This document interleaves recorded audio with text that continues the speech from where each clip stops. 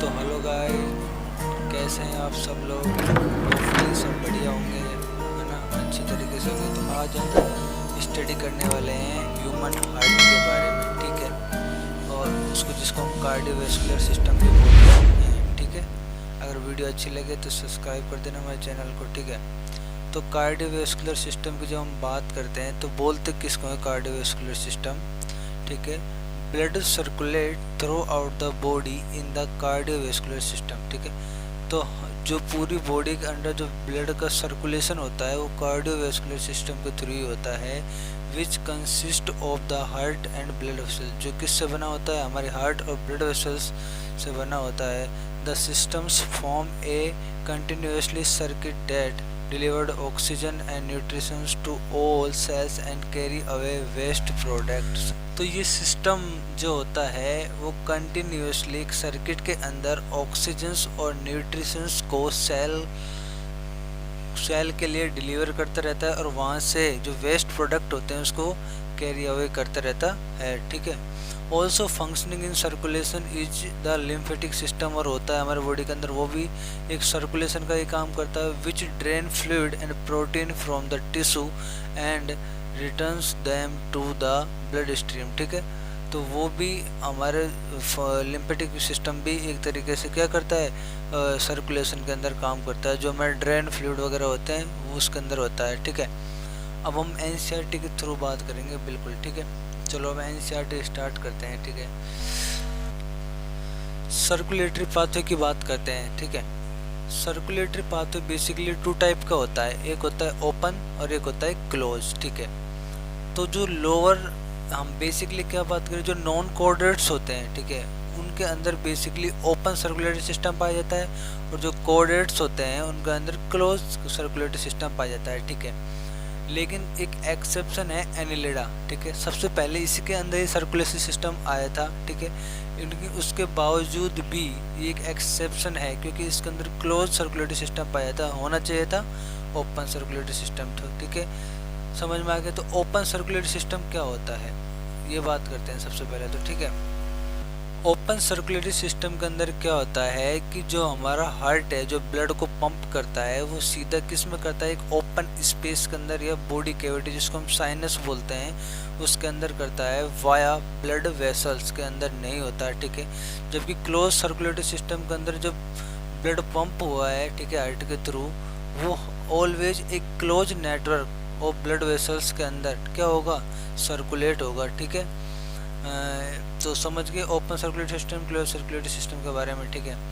अब आगे बोल रहा है कि all vertebrate possess a muscular chamber heart, ठीक है। जितने वर्टिब्रेट होते हैं उसमें क्योंकि जो हमारा हार्ट होता है वो मायोजेनिक होता है, क्यों, क्योंकि ये मसल्स का बना हुआ होता है।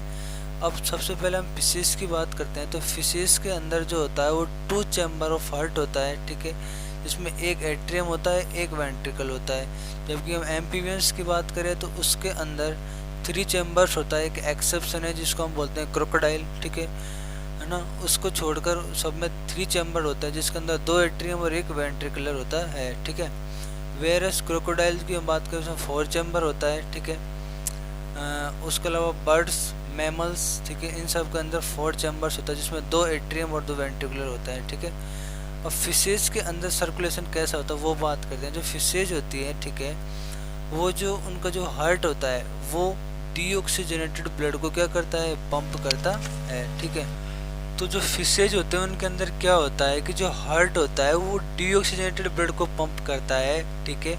और वो जो डीऑक्सीजनेटेड ब्लड है जो वो गिल्स में, उनके जो गिल्स होते हैं उनसे गुजरता है, तो वहाँ पे प्यूरीफाई मतलब ऑक्सीजनेटेड होता है, ठीक है। तो गिल्स के अंदर वो ऑक्सीजनेटेड होता है, ठीक है। तो इस तरह से फिशेज के अंदर सर्कुलेटरी पाथवे होता है, ठीक है। और इन बेसिकली जो इनका हार्ट होता है वो डीऑक्सीजनेटेड ब्लड को क्या करता है, पंप करता है। वैसा होना कैसे चाहिए था, होना ऑक्सीजनेटेड ब्लड चाहिए था, लेकिन इसके अंदर क्या होता है, डीऑक्सीजनेटेड ब्लड को पंप करता है और वो गिल्स के अंदर जाके ऑक्सीजनेटेड होता है, ठीक है। तो आगे क्या बोल रहा है ये देखते हैं हम।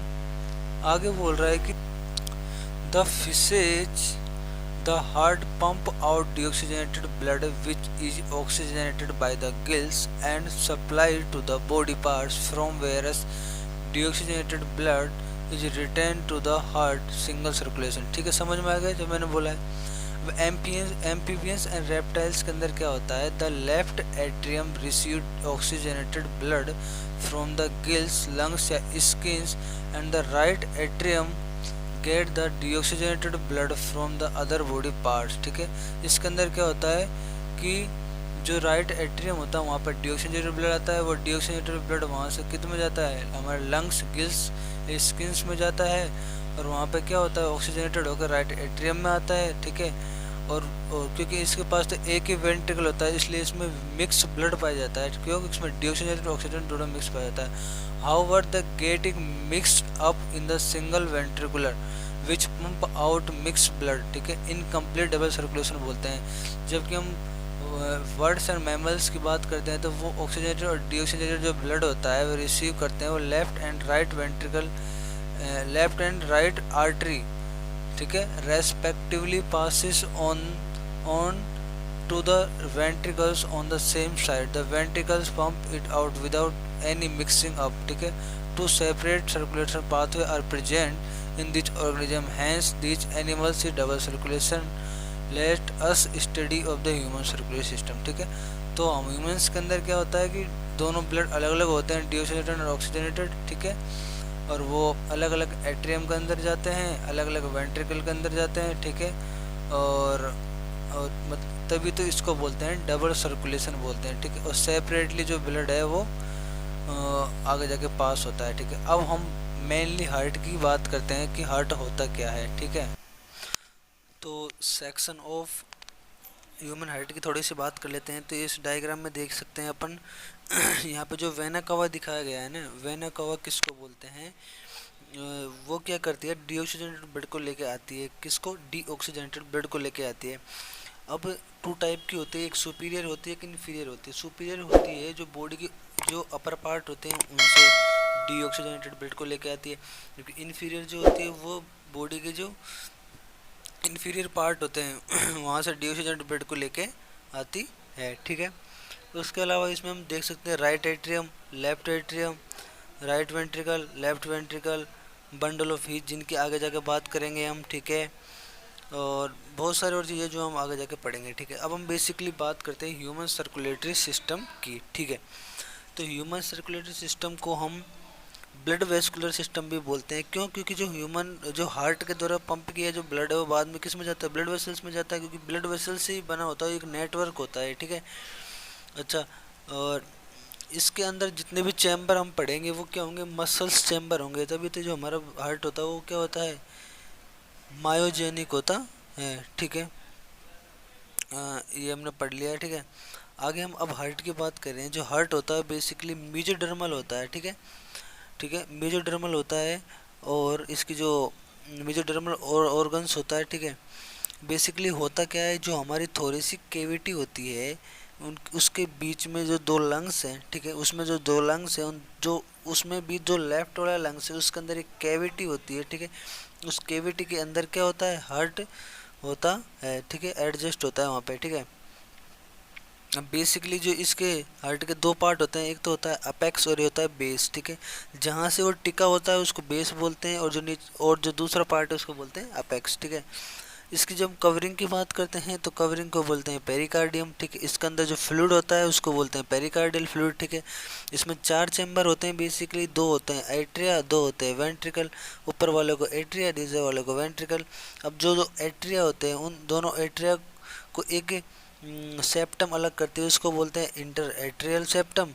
वेंट्रिकल को जो अलग करती है उसको बोलते हैं इंटर वेंट्रिकुलर सेप्टम, और जो एट्रिया और वेंट्रिकल को अलग करती है उसको बोलते हैं इंटर एट्रियल वेंट्रिकुलर सिस्टम। ठीक है, इंटर एट्रियल वेंट्रिकुलर सेप्टम बोलते हैं। ठीक है, उसके अलावा एट्रिया, जब राइट एट्रियम जो है और जो राइट वेंट्रिकल है, ठीक है, तो जब राइट एट्रियम से डीऑक्सीजनेटेड ब्लड किस में जाएगा, राइट वेंट्रिकल के अंदर जाएगा।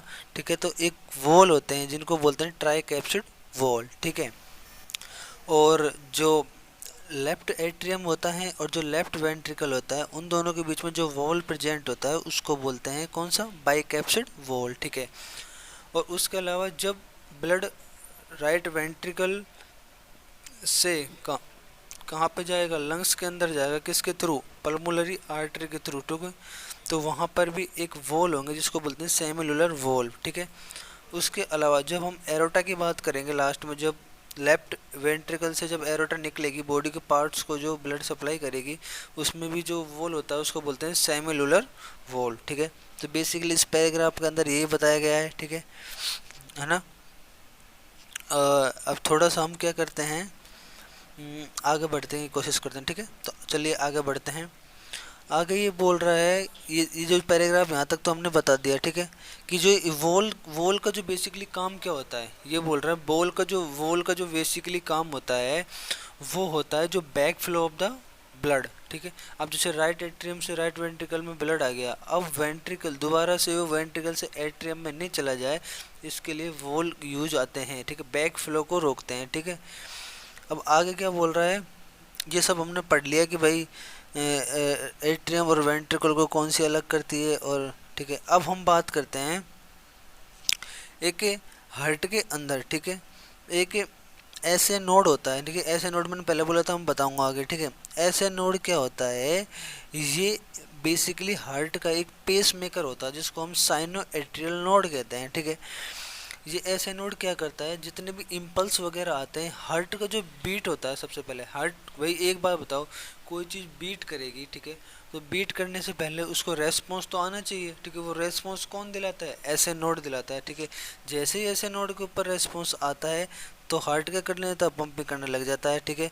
और फटाक से वो जो ऐसे नोड से जो रेस्पॉन्स था, इम्पल्स थी, वो कहाँ पर चली जाती हैं, एवी नोड के पास चली जाती है, ठीक है। तो इसको एट्रियो वेंट्रिकुलर नोड कहते हैं। अब ये एट्रियो वेंट्रिकुलर नोड समझ लो मेरी बातों को अच्छे से, यही पैराग्राफ में लिखा हुआ है। एट्रियो वेंट्रिकुलर जो नोड होता है वो राइट एट्रियम के अंदर ही होता है, लेकिन वो लेफ्ट साइड में होता है, ऐसे नोड राइट साइड में था, ठीक है। अब जैसे ही वो इम्पल्स किसके पास जाती है, एवी नोड के पास जाती है, जिसको हम एट्रियो वेंट्रिकुलर नोड बोलते हैं, ठीक है।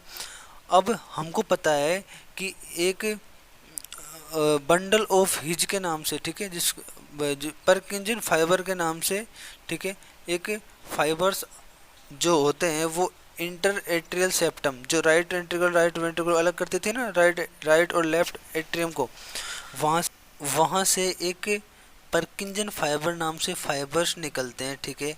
और जैसे ही एवी नोड की तरफ क्या आते हैं, स्टिमुलाई या जो रेस्पॉन्स आता है, ठीक है, ऐसे नोड की तरफ से, तो वो एवी जो नोड होते हैं उनको उस परकिंग फाइबर को दे देते हैं, ठीक है। और वो परकिंग फाइबर जो होते हैं वो इंटरल वेंट्रिकुलर सेप्टम के थ्रू, ठीक है, जो राइट और लेफ्ट वेंट्रिकल को अलग करती हैं, तो वो जो वहाँ से जो फाइबर निकलते हैं परकिंग फाइबर, वो आगे जाके एवी नोड से रेस्पॉन्स या फिर स्टिमुलेशन को लेके आगे जाके वेंट्रिकल्स के अंदर, ठीक है, राइट और लेफ्ट वेंट्रिकल्स में इंटरवेंट्रिकुलर सेप्टम के थ्रू पूरे वेंट्रिकल में फैला देती हैं, ठीक है, ठीक है। इस जिसको बोलते हैं बंडल ऑफ फिश, ठीक है, बंडल ऑफ फिश का बंडल बन जाता है, ठीक है।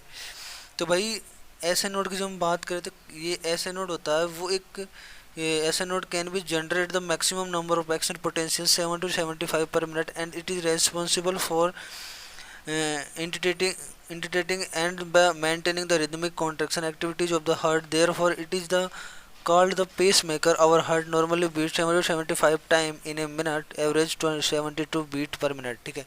तो कहने का मतलब ये है कि ऐसे नोड जितने एक मिनट के अंदर जितने एक्शन पोटेंशियल जनरेट करेगा वही हमारी हार्ट बीट हो जाए।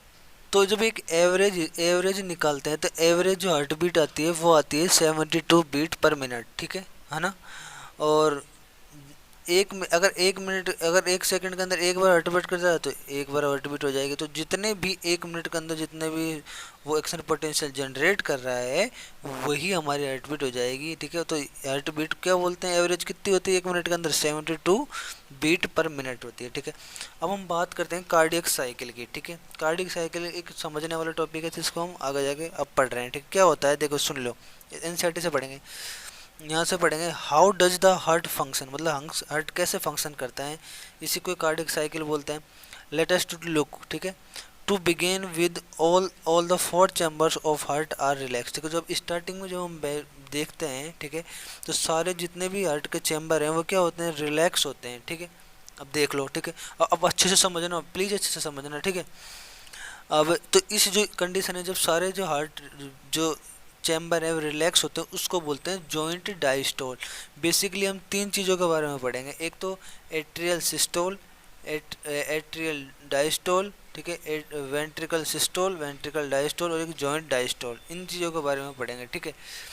अब जॉइंट डायस्टोल होता है, ठीक है, जो बेसिकली जब हार्ट के चारों चैम्बर रिलैक्स होते हैं तो उस कंडीशन को बोलते हैं जॉइंट डायस्टोल, ठीक है। अब हमारे हार्ट में क्या है, अभी तक हम जॉइंट डायस्टोल वाली कंडीशन में, आगे क्या होता है, देयर आर जॉइंट डायस्टोल, ठीक है।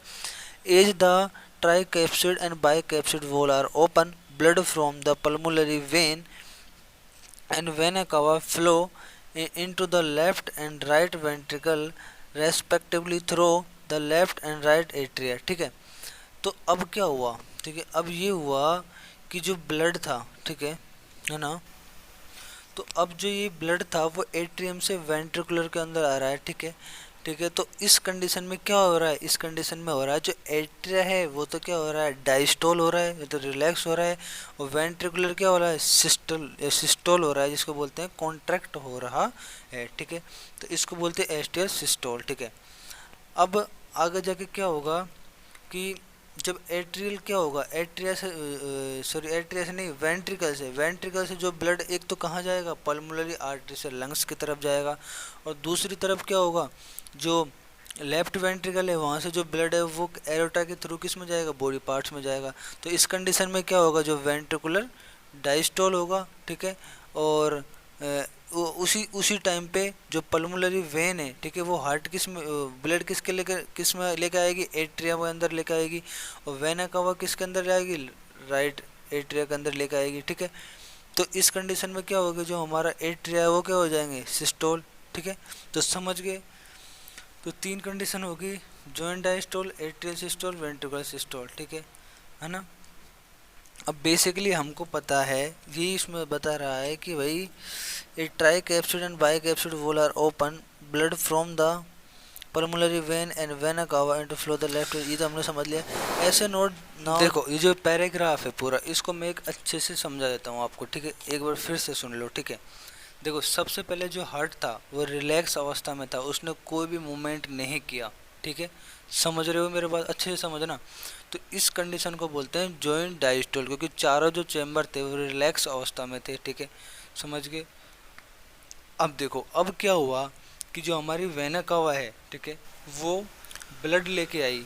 तो जो वेना कावा है, ठीक है, एक तो वो सुपीरियर और इन्फीरियर दोनों वेना कावा डीऑक्सीजनेटेड ब्लड जैसे ही ऐसे नोड से जनरेट होगा, जनरेशन पोटेंशियल आएगा, तो वो क्या करेंगी, ब्लड को किस में फ्लो करवा देंगे, एट्रियम के अंदर। और उसी टाइम पे लंग्स के अंदर जो ऑक्सीजनेटेड ब्लड था, जिसको पल्मोनरी जो वेन थी वो लेके आई किसके अंदर, एट्रियम के अंदर। तो दोनों में ब्लड किसके अंदर आ रहा है, एट्रियम के अंदर आ रहा है ना। तो जिससे एट्रियम क्या हो जाएगा, सिस्टोल, इसे बोलते हैं एट्रियल सिस्टोल, ठीक है। अब एट्रियल हमारा सिस्टोल हो चुका है। अब एट्रियम से जब जैसे ही ट्राई कैप्सिड वॉल खुलेंगे और वहाँ से बाई कैप्सिड वॉल खुलेंगे, तो जो ब्लड है वो किसके अंदर आएगा, वेंट्रिकल के अंदर आएगा। अब वेंट्रिकुलर तो क्या हो रहे हैं, धीरे धीरे सिस्टोल हो रहे हैं, और एट्रियल क्या हो रहा है, तो एट्रियल हो गया क्या, डायस्टोल, ठीक है, एट्रियल डायस्टोल हो गया, वेंट्रिकुलर सिस्टोल हो गया। अच्छा इतना समझ गए भाई हम। अब आगे जाके सोचो, अब आगे जाके क्या होगा, जो ब्लड है वो सेमिलुलर वॉल खुलेंगे, और सेमिलुलर वॉल के थ्रू पल्मोनरी आर्टरी किससे होते हुए लंग्स के अंदर जाएगा, वेंट्रिकल से, ठीक है। और वहाँ से जब हम लेफ्ट वेंट्रिकल की बात करते हैं, तो वहाँ से जो ब्लड होगा वो एरोटा के थ्रू बॉडी पार्ट्स के अंदर जाएगा कि नहीं जाएगा। तो उस कंडीशन में क्या होगा, उस कंडीशन में क्या होगा, जो वेंट्रिकल है वो सिस्टोल हो जाएगा, ठीक है। और उसी टाइम पे हम देखते हैं कि जैसे ही जो ब्लड पल्मोनरी वेन आर्टरी के थ्रू लंग्स में जाएगा, वहीं से पल्मोनरी वेन के थ्रू फिर से एट्रियम के अंदर आ जाएगा ब्लड, ठीक है। तो एट्रियम तो रिलैक्स हो ही नहीं रहा, ठीक है, मतलब बहुत ही कम रिलैक्स होता है, ठीक है। तो इसको बोलते हैं फिर एट्रियल का सिस्टोल और वेंट्रिकुलर का डायस्टोल, समझ गया। तो ऐसे ही जो पूरा प्रोसेस है पूरे हार्ट के अंदर चला जाता है, ठीक है, चलता जाता है, ठीक है।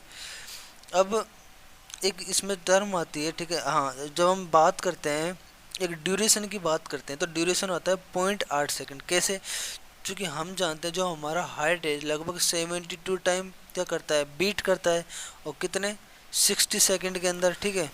तो जब हम 60 सेकंड के अंदर टोटल हार्ट बीट को जब हम भाग देंगे तो 0.8 सेकंड आ जाएगा, ठीक है। हम जान गए फिर 0.8 सेकंड होता है, ठीक है, टोटल जो ड्यूरेशन होता है। अब ये हमारे समझ में आ गया, ठीक है। उसमें से जो 0.4 सेकंड जो हमारा हार्ट है वो क्या होता है, जॉइंट डायस्टोल कंडीशन में होता है, और जब 0.3 के अंदर वेंट्रिकुलर और 0.1 सेकंड के अंदर एट्रियल होता है, ठीक है। एट्रियल जो रिलैक्स होता है, ठीक है। अच्छा, अब हम बात करते हैं, एक आता है स्ट्रोक वॉल्यूम, ठीक है, एक होता है कार्डियक आउटपुट, ठीक है।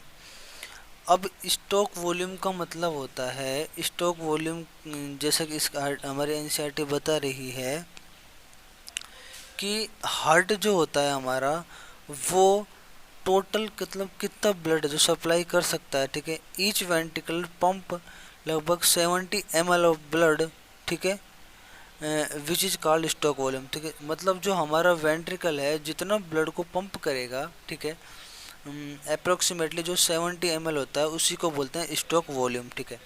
अच्छा जी, अब जब हम स्ट्रोक वॉल्यूम को मल्टीप्लाई करते हैं किसके साथ, हमारी हार्ट बीट के साथ, क्योंकि 1 सेकंड का रेतर कर रहा है तो पूरी हार्ट बीट के अंदर कितना करेगा उसको हम बात करते हैं, ठीक है। तो वही हमारा क्या होगा, कार्डियक आउटपुट होगा, जो लगभग कितना होता है, 5000 ml होता है, ठीक है। तो कहने का मतलब ये है, ठीक है, एक एग्जांपल के थ्रू हम बात करते हैं कि जो कार्डियक आउटपुट होगा वो एक जो एथलीट होगा, एथलीट जो मैन होगा, और एक जो ऑर्डिनरी मैन होगा, ठीक है। तो ऑर्डिनरी मैन से एथलीट्स का, ठीक है, कम होगा। क्यों? क्योंकि जो एथलीट्स है वो बेसिकली क्या करता है, रनिंग वगैरह करता रहता है, तो वहाँ उसको जो फंक्शन है, जो हार्ट का फंक्शन है वो ज़्यादा होता है, इसलिए इसको स्ट्रोक वॉल्यूम, कार्डियक आउटपुट और जो हार्ट बीट है वो ज़्यादा होंगे, ठीक है, एक ऑर्डिनरी मैन के थ्रू। अब चूँकि एक साउंड की बात करते हैं, हार्ट की साउंड, ठीक है, तो हार्ट के अंदर लगभग 2 साउंड आते हैं, एक आती है डब और एक आती है लब, ठीक है। डब और लब होता है, ठीक है। जो फर्स्ट साउंड होती है उसको बोलते हैं हम लब, ठीक है। वो बेसिकली क्या होता है, जो हमारे ट्राई कैप्सिड वॉल और बाई कैप्सिड वॉल, ठीक है, जब वो दोनों बंद होते हैं, जो क्लोज होते हैं, उस समय जो आवाज़ आती है उसको बोलते हैं फर्स्ट साउंड, जिसको हम बोलते हैं लब। जो सेकंड साउंड है उसको बोलते हैं हम डब, ठीक है।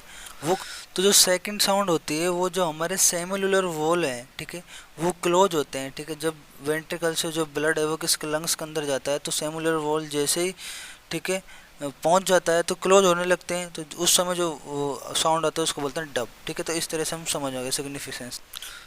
डबल सर्कुलेशन की बात करते हैं, ठीक है।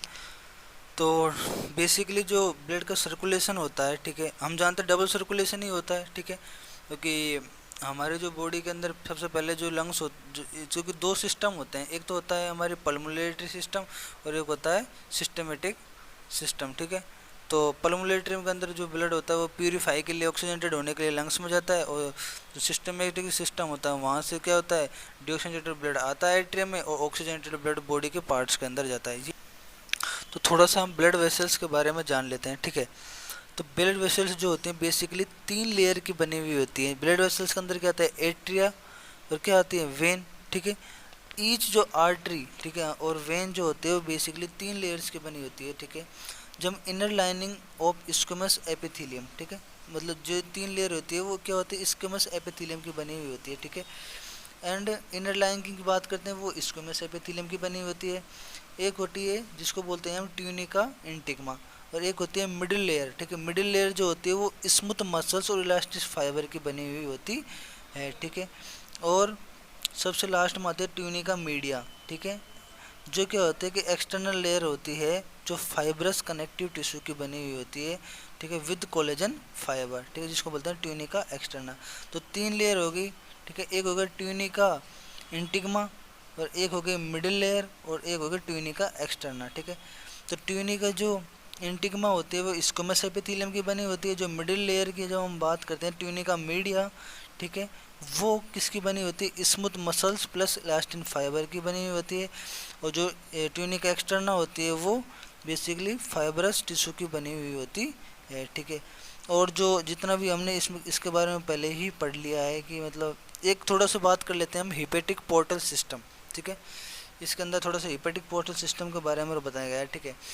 हिपेटिक पोर्टल सिस्टम क्या होता है, देखो हमारा जो ब्लड है, ठीक है, और जो लीवर है, लीवर, ठीक है, और जो हम जानते हैं कि जो लीवर किससे कनेक्ट होता है बेसिकली, लीवर जो होता है वो कनेक्ट होता है हमारे स्मॉल इंटेस्टाइन, जो इंटेस्टाइन होती है ना वहाँ से कनेक्ट होता है, हमने डाइजेस्टिव सिस्टम में पढ़ा था।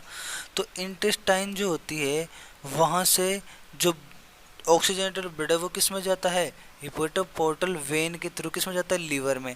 तो वो जो ये सिस्टम जो बना हुआ होता है, ठीक है, लीवर और जो हमारे जो एलिमेंट्री कैनाल की जो इंटेस्टाइन है उसको बोलते हैं हिपोटोपोर्टल सिस्टम। जैसे कि इसमें पढ़ लो आप, ये बताया गया है कि हिपोटोपोर्टल when carry about the blood in intestine to the liver before the delivered of the systematic circulation। ठीक है, ये स्पेशल कोरोनरी सिस्टम, एक कोरोनरी सिस्टम भी होता है, ठीक है। कोरोनरी सिस्टम बेसिकली किसके अंदर होता है, coronary system of blood vessels is present in our body, ठीक है, exclusively for the circulation of blood to from the cardiac muscular. ठीक है, तो हमारे जो हार्ट होता है, ठीक है, हार्ट को भी तो ब्लड सप्लाई की ज़रूरत होती है भाई, हार्ट खुद को भी तो ब्लड सप्लाई की ज़रूरत होती है। तो उसके लिए एक कोरोनरी सिस्टम होता है जिसमें कोरोनरी साइनस होते हैं, ठीक है, कोरोनरी वेन होती है, कोरोनरी आर्टरी के बारे में पढ़ा होगा ना। तो ये यही होती है कि हार्ट की जो खुद का जो सिस्टम होता है उसको बताते हैं कोरोनरी सिस्टम।